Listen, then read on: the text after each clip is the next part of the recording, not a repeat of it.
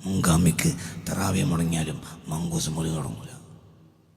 മുൻഗാമിക്ക് തറാവിയ മുടങ്ങിയാലും മങ്കൂസ് മൊഴി തുടങ്ങൂല.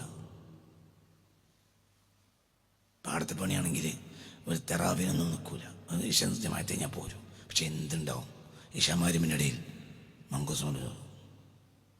എന്തേ?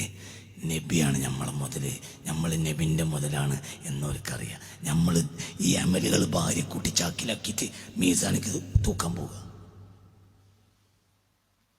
ഈ സാധനം അവിടെ എത്തിയ അഭാവം മൻസൂറ നബില്ലെങ്കിൽ വിതറപ്പെട്ട തോളിയ. അത് തലക്ക് കൊടുത്ത് ചിന്തിക്കണം. ഇത് വളരെ ചിന്തിക്കണം. മങ്കൂസ് മൗലിദിൽ എങ്ങനെയാ നമ്മൾ പാടിയത്? ഇർതകബ്തു അലൽ ഖതാ غير حسر وعدد لك أشكو فيه يا سيدي خير النبي. ارتكبت على الخطا. ഇതല്ലേ ഹബീബായ സല്ലല്ലാഹു അലൈഹി വസല്ലമ തങ്ങളുടെ ഏറ്റവും പ്രധാനപ്പെട്ട ആ മദ്ഹുകളൊക്കെ പറഞ്ഞതിന്റെ ശേഷം എല്ലാ മദ്ഹും പറഞ്ഞിട്ട് മഹാനവറുകൾ പറയാ, ഞങ്ങൾക്ക് നേർക്ക് നേരെയുള്ള സഹായം അതാ ഇർതകബ്തു അലൽ ഖതാ, വലിയ തെറ്റ് ഞാൻ ചെയ്തു പോയി, എനിക്ക് മാപ്പ് തരണേ. ലക അസ്കു ഫീഹി യാ സയ്യിദി ഖൈറൻ നബി. ലക അങ്ങയോട്, അസ്കു ഞങ്ങള് അന്യായം ബോധിപ്പിക്കുന്നു, തെറ്റ് ചെയ്തു പോയി, അതിന് പരിഹാരം വേണം, അങ്ങയുടെ ശഫാഅത്ത് വേണം, അങ്ങ് ഇടപെടണം. നേർക്ക് നേരെ പറയാ, തവസ്സുലായ മതി, ബറക്കത്ത് കൊണ്ട് എന്നൊക്കെ പറഞ്ഞാ മതി. ലക അസ്കു. പിന്നെ പറഞ്ഞെന്താ?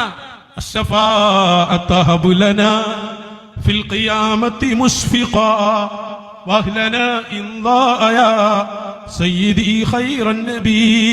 ഞങ്ങൾക്ക് അങ്ങയുടെ ശഫാഅത്ത് തരണം. നേർക്ക് നേരല്ലേ? മങ്കൂസ് മൗലിദിന്റെ അവസാനത്തിലേക്ക് അങ്ങോട്ട് എത്തിയാലോ പിന്നെ തേട്ടമാണ്. ഹബീബായ നബി മുഹമ്മദുർ റസൂലുള്ളാഹ്. യാ സയ്യിദസ് സാദാതി ജിതുക ഖാസിദാ അർജു ഹിമാക ഫലാ തുഖയ്യിബ് മഖ്സദി ഖദ് ഹല്ല ബീമാ ഖദ് അലിംത മിനൽ അദാ വൽളുൽമി വൽളുഅഫി ശദീദി ഫാസ്ഇദി.